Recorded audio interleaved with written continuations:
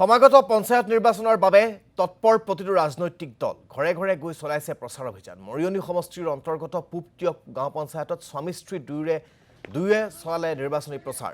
অগপৰ হৈ পূবটিয়ক গাঁও পঞ্চায়তৰ আঞ্চলিক সদস্যৰ প্ৰাৰ্থী ভেনিছ দাস আৰু 10 নম্বৰ ৱাৰ্ডৰ ৱাৰ্ড সদস্যৰ প্ৰাৰ্থী পূজা দাসে চলালে নিৰ্বাচনী প্ৰচাৰ। এই সন্দৰ্ভত আমাক দেখুৱাব সবিশেষ ৰিজু কুমাৰ শইকীয়াই। অযোগ পঞ্চায়ত নিৰ্বাচন সমাগত আৰু ইতিমধ্যে দেখা গৈছে যে মনোনয়ন পত্ৰ প্ৰত্যাহাৰৰ যি শেষ সীমা আছিল সেয়া উকলি গৈছে আৰু তাৰ লগে লগে দেখা গৈছে যে যিসকল পঞ্চায়তৰ নিৰ্বাচনত প্ৰতিদ্বন্দ্বিতা কৰাৰ প্ৰতিদ্বন্দ্বী বা প্ৰাৰ্থী সেয়া ৱাৰ্ড সদস্যই হওক বা আঞ্চলিক সদস্য হওক বা জিলা পৰিষদৰ সদস্যক দেখা গৈছে যে প্ৰত্যেকে এতিয়া নিজৰ নিজৰ যি সমষ্টি নিজৰ যি এলেকা সেই এলেকাত ইতিমধ্যে তেওঁলোকে প্ৰচাৰ চলাইছে। আৰু এই মুহূৰ্তত মই উপস্থিত আছোঁ নৱগঠিত যি মৰিয়নি বিধানসভা সমষ্টিৰ অন্তৰ্গত পূবটিয়ক গাঁও পঞ্চায়তত মই উপস্থিত আছোঁ। আৰু গাঁও পঞ্চায়তৰ যিগৰাকী অগপ প্ৰাৰ্থী এই অগপ দলৰ এটা পৰিয়ালত দুজনকৈ প্ৰাৰ্থীক তেওঁলোকে অগপ দলে মনোনীত কৰি প্ৰাৰ্থিত্ব প্ৰদান কৰিছে। আৰু সেই প্ৰাৰ্থী দুয়োগৰাকী মোৰ সৈতে উপস্থিত আছে। স্বামী ভেনিছ দাস মোৰ সহযোগীয়ে দেখি আছে ভেনিছ দাস পূবটিয়ক যি গাঁও পঞ্চায়তৰ আঞ্চলিক সদস্যৰ পদৰ প্ৰাৰ্থী। আৰু তাৰ বিপৰীতে পূবটিয়ক গাঁও পঞ্চায়তৰ যি 10 নম্বৰ ৱাৰ্ডৰ ভেনিছ দাসৰ যিগৰাকী পত্নী প্ৰথমবাৰৰ বাবে তেওঁ এই নিৰ্বাচনত প্ৰতিনিধিত্ব কৰিছে।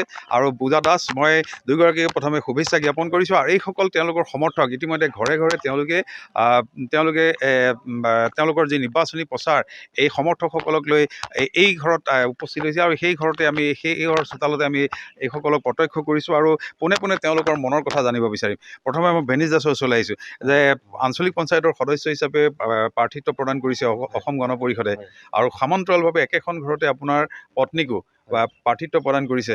দুয়োগৰাকীয়ে এতিয়া একেলগে প্ৰাৰ্থী এই যিটো ৱাৰ্ড এই ৱাৰ্ডত আপোনালোকে প্ৰচাৰত চলি আছে, কেনেকুৱা প্ৰচাৰটো খুব সুন্দৰ হৈছে। মই প্ৰতিটো ৱাৰ্ডলৈকে গৈছোঁ। আমাৰ প্ৰতিজন যেনেকৈ মোৰ ৱাৰ্ডত নিজৰ মানুহজনীৰ লগত ঘূৰিছোঁ, প্ৰতিটো ৱাৰ্ডত আমাৰ প্ৰাৰ্থিত্ব আছে। ৱাৰ্ড সদস্যক যিখিনি প্ৰাৰ্থিত্ব দিছোঁ তেওঁলোকৰ লগত ঘূৰিছোঁ। আৰু মোৰ বিশ্বাস আমাৰ এই যিটো 5 নং পূবটিয়ক গাঁও পঞ্চায়তৰ যিটো আমাৰ পঞ্চায়ত আছে এইটো যোৱা বছৰ আমাৰ অগপৰ দখলতে আছিলে, এইবাৰো আমাৰ অগপৰ দখলতে থাকিব। যথেষ্ট আমাৰ স্থিতি ভাল, আমাৰ প্ৰতিজন ৱাৰ্ড মেম্বাৰ আমাৰ জিকিব বুলি আমাৰ বিশ্বাস। গতিকে সঁহাৰি পাইছোঁ ৰাইজৰ, প্ৰচাৰ চলিছে, দুপৰ নিশালৈকে প্ৰচাৰ চলিছে। মূলতঃ এইটো এটা বানে বিধ্বস্ত কৰা এটা অঞ্চল, বিশেষকৈ কাৱৈমাৰী অঞ্চল আপোনাৰ পঞ্চায়তৰ অধীনস্থ। কেনেকুৱা ধৰণৰ আঁচনি গ্ৰহণ কৰাটো বিচাৰে বা পূৰ্বৰ যিসকল জনপ্ৰতিনিধি আছিল সেয়া বিধায়কে হওক বা চৰকাৰে হওক এই ক্ষেত্ৰত কিছু কৰণীয় আছিলে বুলি আপুনি ভাবেনে? আছে মই নিজে 5 বছৰ এজন ৱাৰ্ড সদস্য আছিলোঁ। বহুত কৰণীয় আছে, যথেষ্টখিনি কৰিছোঁ আৰু কৰিবলৈ বাকী আছে। কাৰণ আমাৰ বানপানী হোৱা অঞ্চলত আমাৰ ধৰি লওক বহুত ধৰণৰ সমস্যা, আমাৰ সমস্যাবিলাক চাবলৈ গ'লে দিছপুৰলৈ গৈয়ে নাপায়। সেইটোতে আমি আমাৰ যি স্থানীয়সকলক আমি কওঁ, কিন্তু আমাৰ দাবীবিলাক জেগালৈকে গৈয়ে নাপায়। আমাৰ ধৰি লওক পানী হোৱা জেগা আমাৰ ভালকৈ 2খনমান প্লেটফৰ্ম লাগিছিলে, সেইখিনি আমি দিব পৰা নাই। কিন্তু এইবাৰ আমি জিকাৰ পিছত আমাৰ দাবী আমি দিছপুৰলৈকে নিয়াত আমি যোৰাৰ আমি প্ৰচাৰ চলাম তাত ধন্যবাদ জ্ঞাপন কৰিছোঁ ৰিজু কুমাৰ শইকীয়া আমাক প্ৰতিক্ৰিয়া জনোৱাৰ বাবে।